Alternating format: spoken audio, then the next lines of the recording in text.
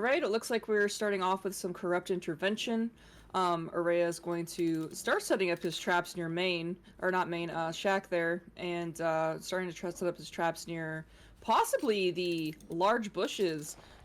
It's going to be so key for him to try and hide those traps and not have anyone follow behind him and just undo them while he's setting them up. So this is a really great place on the map to start setting those. And Araya's got a fantastic start for the 3-gen.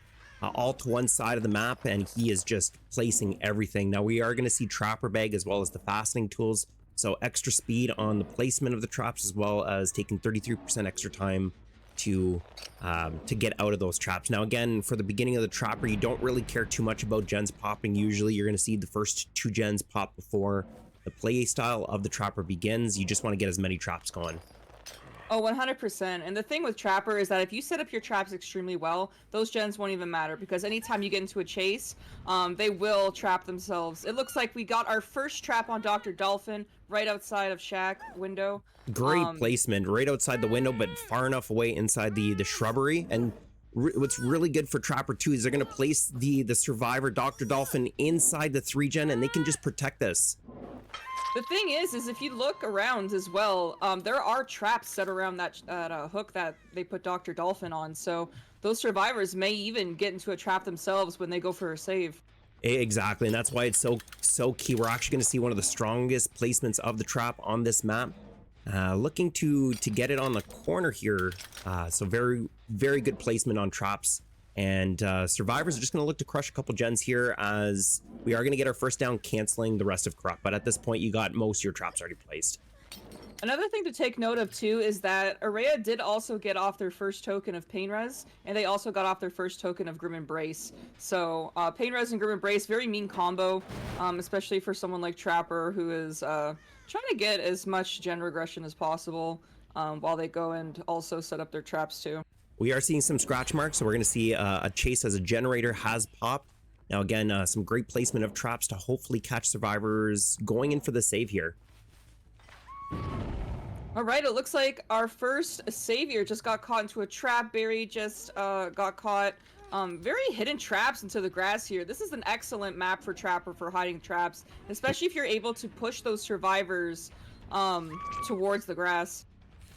Yeah, and unfortunate too is that when you do have people sent to go in for the save here, Trapper's just being so deadly with the ability to roll off that first hook. We are going to see a great play by Mrs. Fortunate to go and body block for a little bit to provide a little bit of distance here, as Araya is just going to be heading right back trying to find if we can place another survivor inside this 3-gen. Right, looks like we are getting Misfortunate and Dr. Dolphin here in chase. They decide to go after Misfortunate and dedicate their chase to that. Misfortunate is carrying a flashlight, so Araya's going to want to be a little extra careful when downing. Now, I don't know if Araya did catch that, but Dr. Dolphin with the play here by Barry stepping in a trap, they did end up going to second, so we might actually see our first survivor out of the game here. A nice hit, nice find. We see 2 survivors right in front. You just want to spread the damage here, as we are going to see a chase here again with Barry, trying to get at least somebody else to come in for the save here. Right, it looks like we do have a couple of survivors trying to get the pallet save here. Araya did catch it pretty quickly, which is excellent for him. And placing a trap, that's actually very, very smart, placing a trap right in front of the pallet so that they don't run in and get that pallet save. Very, very smart. Save by Misfortunate there, but good attempt. Yeah, just a half second too short. We're going to see Dr. Dolphin out of the match. Had 4 generators left, again protecting that 3-gen that they currently have. Now, I would say that Araya does want to be careful about the windmill trap, as that is left enough room for the survivors to squeak by, but again, that trap that they placed right in front of the survivor on the ground is just to stop anyone from initially running it in. All right, we got Barry and Chase here. They are going to be have to be extra careful around this area. Araya has this place heavily trapped, so it's going to be extremely hard to see these traps over here. I think Barry realizes that and has left the area. Now, with someone, as Araya says, plays comp trap, we're going to see another gen pop here. It's also important to, I think they're taking a look here. They notice that it's going to be just a little bit out of place here, kicking this generator, but not hugging the tiles as tight as you'd like. You're going to have to take a little bit of, you know, room on the outside here. And I think they're just going to bring all their traps over here. Now, one thing you can see actually kind of early is that Araya is actually trying to hold a 3-gen. There is a 3-gen, one at Gallows, one behind Gallows, and one to the left of Gallows. They have this area extremely trapped. They're not worried about main. They're not worried about the other gens. They are trapping these 3-gens, and I think they're hoping to hold a 3-gen at the end of this game. Yeah, and honestly, with Trapper is just one of those killers that does have the capability of holding a 3-gen. Some killers, they don't really care for it. They can pressure in different ways, but Trapper is something that you just want to hold a 3-gen. Similar to something like we saw with the Hag yesterday, again, just grabbing every single trap on the map and then forcing survivors to have a landmine or minefield to walk through. 100%. And also take note as well that there are a little bit less loops in that area as well for the survivors to kind of run Trapper, and a little bit of less pallets to use. Once they get a couple of those pallets down and Trapper breaks them, they're going to have absolutely nowhere to run. They're going to have to pressure those gens extremely carefully compared to, let's say, gens being behind the houses there. We're going to see another gen pop here. Again, one of my rules of thumb, especially knowing your maps, is that a 3-gen at Dead Dawg Saloon, we just talked about it at the start of the game, is absolutely vital to play on, especially starting with something around Gallows and knocking a gen here. But we're going to see a survivor working on one of these 3-gens. We're going to have our first encounter with Suffixia. Suffixia taking a damage here, running back to main. It looks like we have caught a fellow survivor in another trap here. Excellent trap. Survivors almost never expect it to be at the top of the stairs. They sometimes just run up there and they could just run into a trap, especially if they see a trap right before the stairs. They assume that the trapper just didn't bother setting one up there. Really nice play here. Nice mind game from Araya, walking just up enough to trigger the Mrs. Fortunate to hit the ground there, getting a nice down. Again, they are looking, maybe some love eyes back and forth, shaking the head. No, I don't want to save. Please go back and work on that gen. They are attempting to get that pallet save. Unfortunately, did not execute the pallet save, but it was a really, really nice attempt by Barry trying to save their teammate. Araya is putting back on the hook here. The nice thing to note too is that this hook that Araya keeps hooking on is also a Scorch hook, which also works out in their favor. They have 3 stacks of Grim Embrace at the moment. They have only one stack of Pain Res left. If they could get that other stack of Grim Embrace going, the gens will be covered for a whole 40 seconds, and that's going to allow him to really pressure the survivors. Yeah, and the thing is that if they can lock down the Grim Embrace that deep inside that 3-gen, is that they're basically going to be protecting all 3 gens plus the hook for 40 seconds, which should be another damage state. That gen that Sophie was working on is still regressing. It looks like the gen also at Gallows hasn't gotten any more progress on it as well. Araya just seems to be pressuring this hook here. Barry and Sophie might not have another choice but to maybe try and juke Araya to try and get this save while being careful with these traps. But at this point, you're going to have to ask yourself if it's worth it, or if it's worth just going and pressuring a gen. Again, my favorite trap on Dead Dawg Saloon, exactly where Araya has placed that. They're going to see a trap pickup, knowing that they are going to know where that trap is, and just hoping that you can re-pressure it. Nice sabotage here from Suffixia. Again, some really good gameplay, just unfortunate there was another hook there for the survivors. And something to do for the trapper here. There are a couple grounds that you can run without any type of shrubbery around, no type of grass, so your best bet to go in for those saves. Alright, it looks like Araya is planning on doing a little bit of trapping around that hook as well. They only have one trap left, so they're gonna have to be extra careful of where they put it.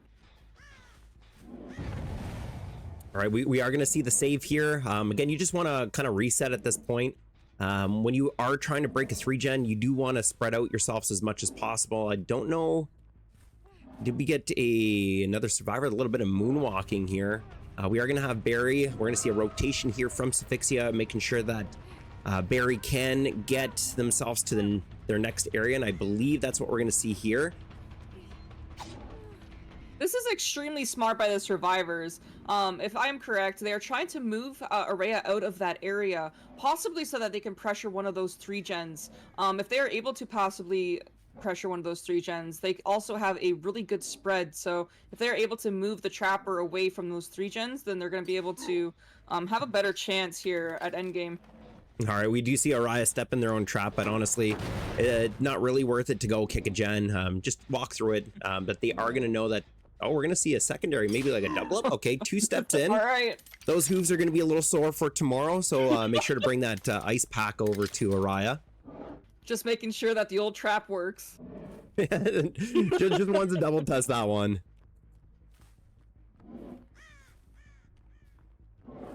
Now again, just really smart here. Again, as trapper, there's just some killers that just want to set up and spend as much time inside their zone. This is the comfort zone for the trapper, and make sure that you have as many traps placed around this 3 gen.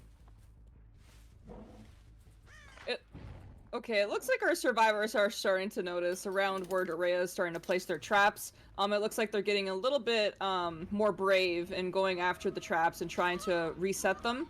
And it looks like as the trapper is finding the survivors, they are constantly trying to take him away from that area, which is extremely smart. But at this point, Araya might be able to put a little bit of pressure on them to the point where they might lose more hook states trying. We do see a survivor potentially coming in for a save. We did see some attempts with a sabotage on the hook. Now, basement is pretty close to this map, but it's not a very good basement for trapper, as there's a lot of entryways into that area.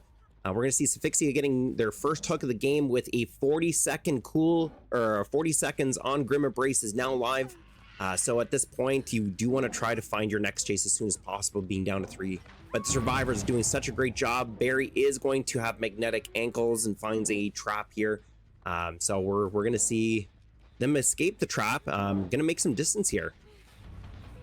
All right, we do have 40 seconds in here. Barry did unfortunately find another trap.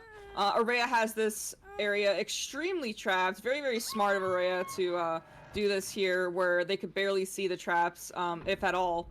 So Sophie does get off the hook. It is only misfortunate, and Sophie left in the match.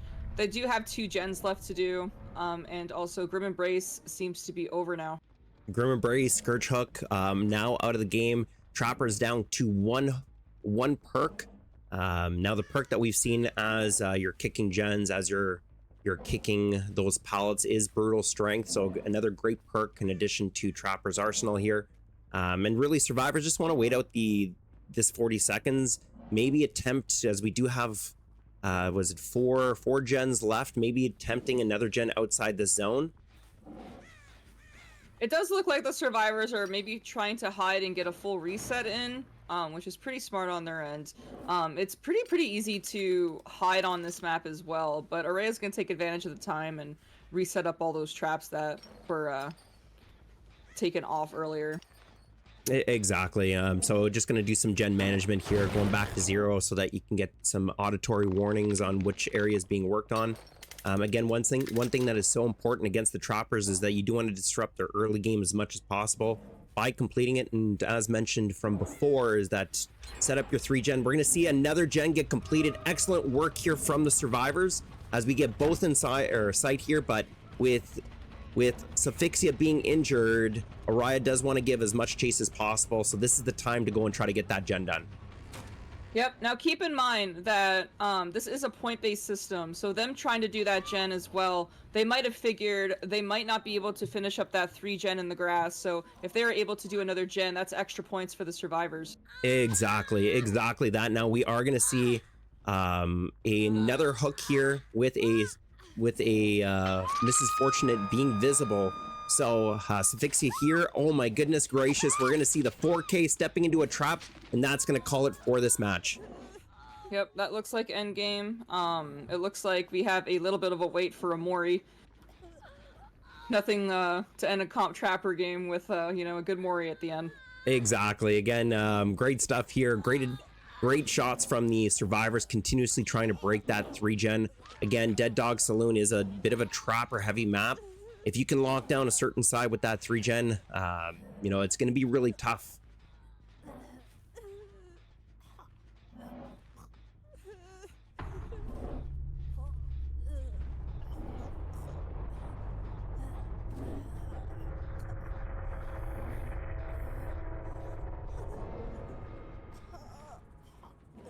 All right, getting a little bit of locker action there, getting her her back tapped. I'm sure you love that pair. Oh, beautiful, beautiful. And Krampus is going home with a sack full of survivors here, some presents to give to the entities. Again, well played all. Great stuff all around.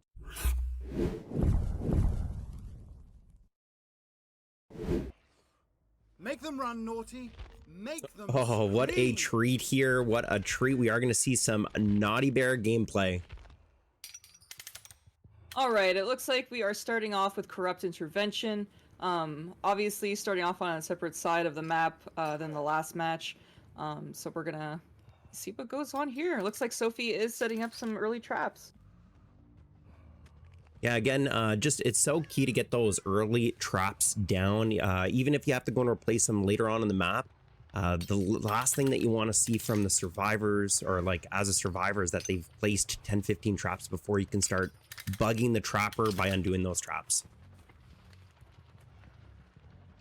All right, it looks like Sophie is taking advantage of some of the grass on the other side of the map. This is definitely going to be a different play. The last game we did see Araya trap up one side of the map. It looks like Sophie might play this side of the map, so it's going to be a whole different game.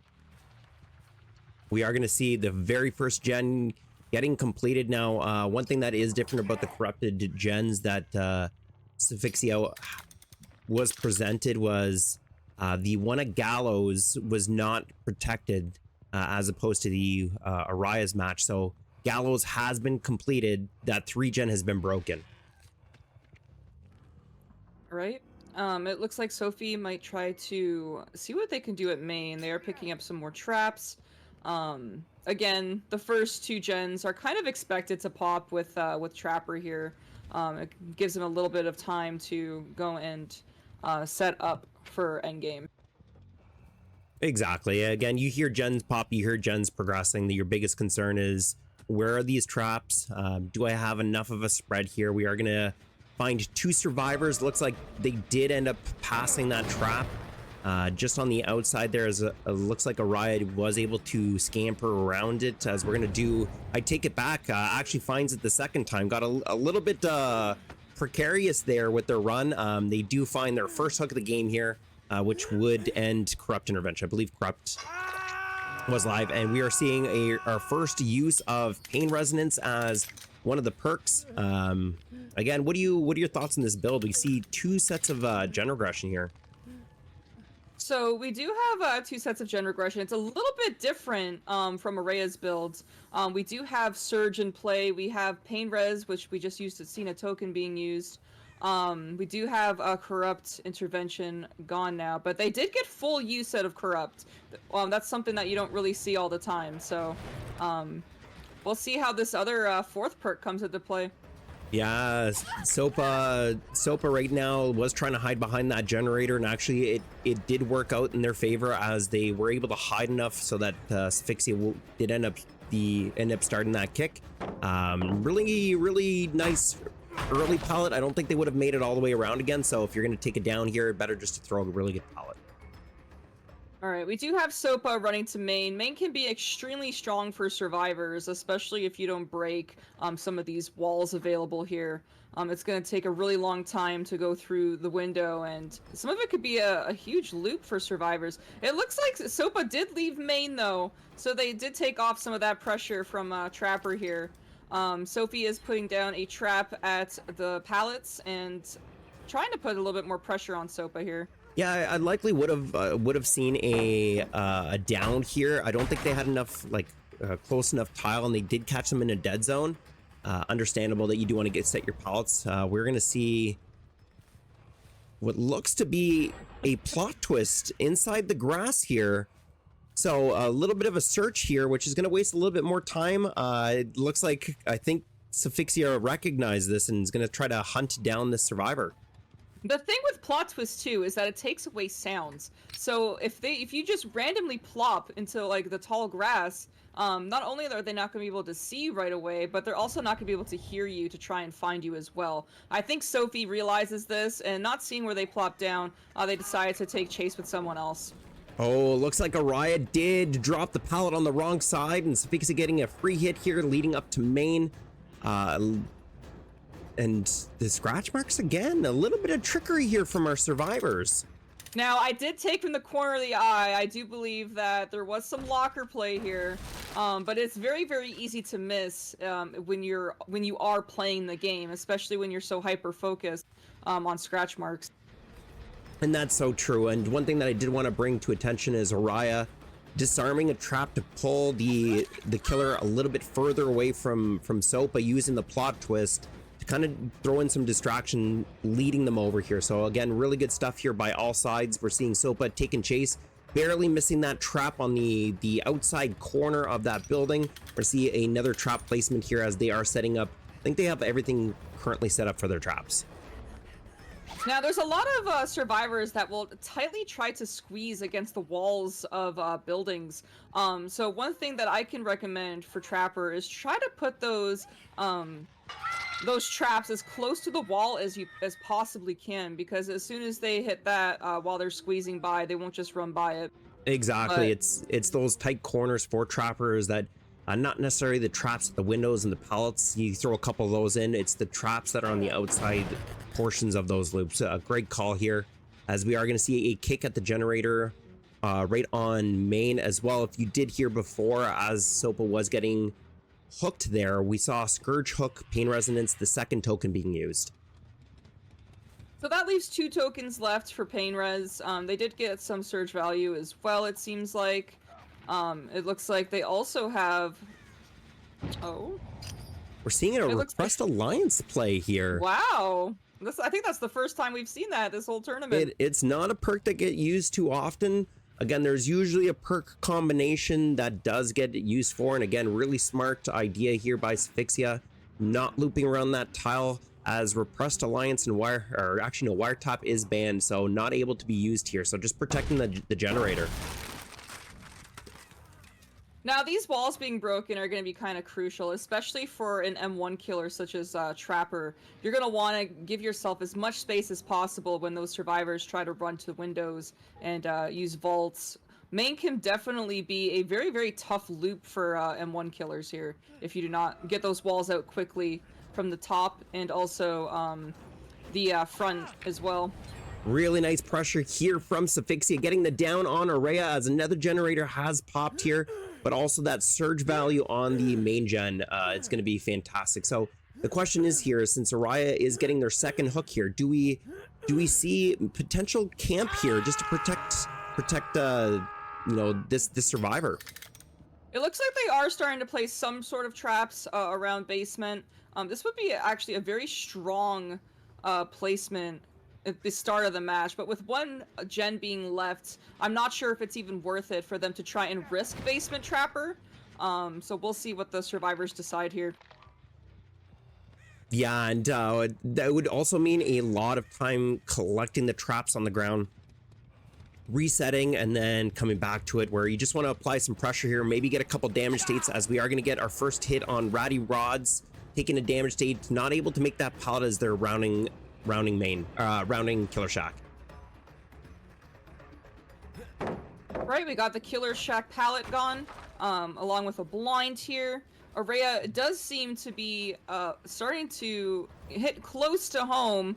Gonna see the light soon if those survivors don't decide to go and grab him out of the basement. A little bit of payback from Suffixia from the prior match. Again, recognizing what they have currently, as they are working on that last generator just to ensure that they can make it out of here. Ooh, okay. Again, leaving Araya to go to Death Hook. Let's see if it's going to pay off for the survivors, just ensuring that they can collect here. So as a trapper, you do want to go and pressure these exit gates with some traps in your hand and start placing them right in front so that you can get some, again, identification when they do hit that. We're going to see a survivor step in a trap here with Ratty Rods getting caught in the end game. Now you do have to ask yourself, like, when you have 1 gen left, is it worth it to even try and put pressure on a place like basement where it could be trapped completely? Now they're also gonna have to ask themselves if it's gonna be worth going and get ratting rods. It looks like it is not worth this team's effort. They are leaving. They're gonna take the 2 out with Rod's fresh hook. And when you say fresh hook, that is a healthy survivor getting caught in the end game. So maximum points were grabbed here by Suffixia. Well done. So that's going to be from healthy all the way to death hook. Good stuff from both sides. Great plays.